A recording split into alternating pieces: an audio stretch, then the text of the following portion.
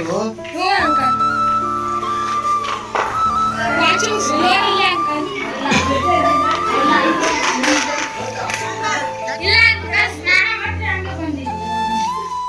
ಐನೂರ 25 ಮಕ್ಕಳಿರುವ ಅಟಲ್ ಬಿಹಾರಿ ವಾಜಪೇಯಿ ವಸತಿ ಶಾಲೆಯಲ್ಲಿ ವಿದ್ಯುತ್ ಕಡಿತವಾದರೆ ಶಾಲೆಯಲ್ಲಿನ ಜನರೇಟರ್ ಚಾರ್ಜ್ ಮಾಡಲ್ಲ. 3 ತಿಂಗಳು ಕಳೆದರೂ ದುರಸ್ತಿ ಮಾಡದ ಹಿನ್ನೆಲೆಯಲ್ಲಿ ಕತ್ತಲಿನಲ್ಲೇ ಕಾಲ ಕಳೆಯುವ ವಿದ್ಯಾರ್ಥಿಗಳು.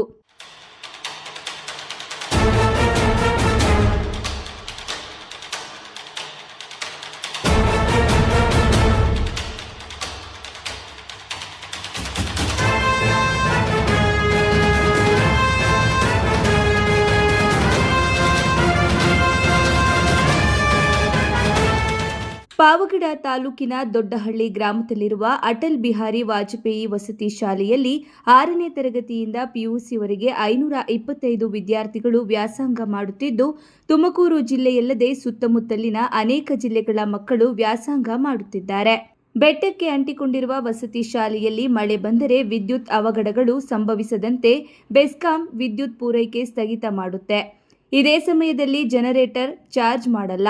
ಮಳೆ ಸಮಯದಲ್ಲಿ ಕರೆಂಟ್ ಇಲ್ಲದೆ ಬಿಸಿ ಉಂಟಾಗಿ ಉಸಿರಾಡಲು ಗಾಳಿ ಸಿಗದೆ ಮಕ್ಕಳಿಗೆ ಉಸಿರಾಟದ ಸಮಸ್ಯೆ ಎದುರಾಗುತ್ತದೆ. ಕರೆಂಟ್ ಇದ್ದರೂ ಒಂದು ಫ್ಯಾನ್ ಕೂಡ ಸರಿ ಇಲ್ಲದೆ ತಿರುಗಲ್ಲ. ಸೊಳ್ಳೆಗಳ ಕಾಟ, ಇದರಿಂದ ಚರ್ಮ ರೋಗಕ್ಕೆ ಮಕ್ಕಳು ತುತ್ತಾಗುತ್ತಿದ್ದಾರೆ. ಗಂಡು ಮಕ್ಕಳ ವಸತಿ ಕಟ್ಟಡದಲ್ಲಿ ಕಬ್ಬಿಣದ ಕಿಟಕಿ ಕತ್ತರಿಸುವ ಹುಡುಗರು ರಾತ್ರಿ 1 ಗಂಟೆ ಸಮಯದಲ್ಲಿ ಹೆಣ್ಣು ಮಕ್ಕಳ ವಸತಿ ಕಟ್ಟಡ ಹತ್ತಿದ್ದಾರೆ. ಪ್ರಾಂಶುಪಾಲ ಶಶಿಧರ್ ಇದ್ದು ಇಲ್ಲದಂತಾಗಿ ಯಾವುದೇ ಕ್ರಮ ಕೈಗೊಳ್ಳದಿರುವುದು ಸಾಕಷ್ಟು ಅನುಮಾನಗಳಿಗೆ ಕಾರಣವಾಗಿದೆ.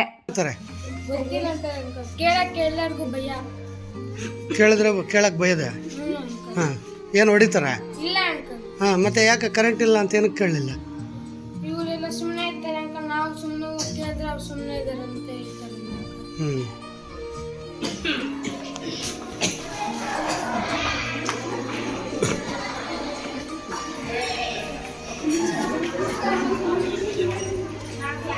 ಯಾಕ್ರೋ ಕರೆಂಟ್ ಇಲ್ವೇನಾ?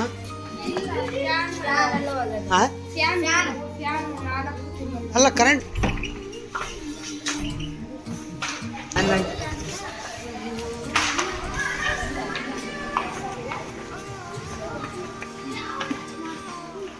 ಮೆನು ಪ್ರಕಾರ ಊಟ ಕೊಡಲ್ಲ, ಕೊಟ್ಟರೂ ಗುಣಮಟ್ಟದ ಇರಲ್ಲ. ಶೌಚಾಲಯಗಳ ಪರಿಸ್ಥಿತಿ ಶೋಚನೀಯ. ಮಲಮೂತ್ರ ವಿಸರ್ಜನೆಗೆ ಹೋದವರು ಡೋರ್ ಹಿಡಿದು ಕೂರಬೇಕಾದ ದುಸ್ಥಿತಿ ವಸತಿ ಶಾಲೆಯಲ್ಲಿದೆ. ಮತ್ತೆ ಕತ್ಲೆಲ್ಲ ಇದಿರಲ್ವೋ? ಫ್ಯಾನ್ ಒಂದು ತಿರುಗಲ್ವೇ?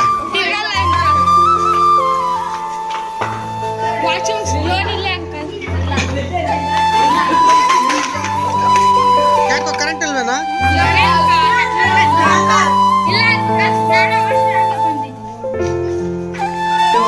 ಕುತ್ಕೋಬೇಕಾ? ರಾಜ್ಯದಲ್ಲಿನ 700ಕ್ಕೂ ಹೆಚ್ಚು ವಸತಿ ಶಾಲೆಗಳ ಪೈಕಿ 525 ಮಕ್ಕಳಿರುವ ಈ ಶಾಲೆಯಲ್ಲಿ ಹಗಲು ಸಮಯದಲ್ಲಿ ಕಾವಲುಗಾರನಿಲ್ಲದ ಏಕೈಕ ವಸತಿ ಶಾಲೆ ವಾಜಪೇಯಿ ವಸತಿ ಶಾಲೆ. ಇಲ್ಲಿನ ಕಾಯಂ ಪ್ರಾಂಶುಪಾಲರಾದ ಕಸ್ತೂರಿ ಕುಮಾರ್ ಅವರನ್ನ ಜಿಲ್ಲೆಯ ಬೇರೆ ತಾಲೂಕಿಗೆ ತಾತ್ಕಾಲಿಕ ನಿಯೋಜನೆ ಮಾಡಿದ ಕ್ರೈಸ್ತ ಇಷ್ಟೆಲ್ಲ ಸಮಸ್ಯೆಗಳ ಕೂಪವಾಗಲು ಈ ಹಿಂದೆ ಕ್ರೈಸ್ಟ್ ಇಡಿ ಆಗಿದ್ದ ಕಾಂತರಾಜು ಪ್ರಮುಖ ಕಾರಣ.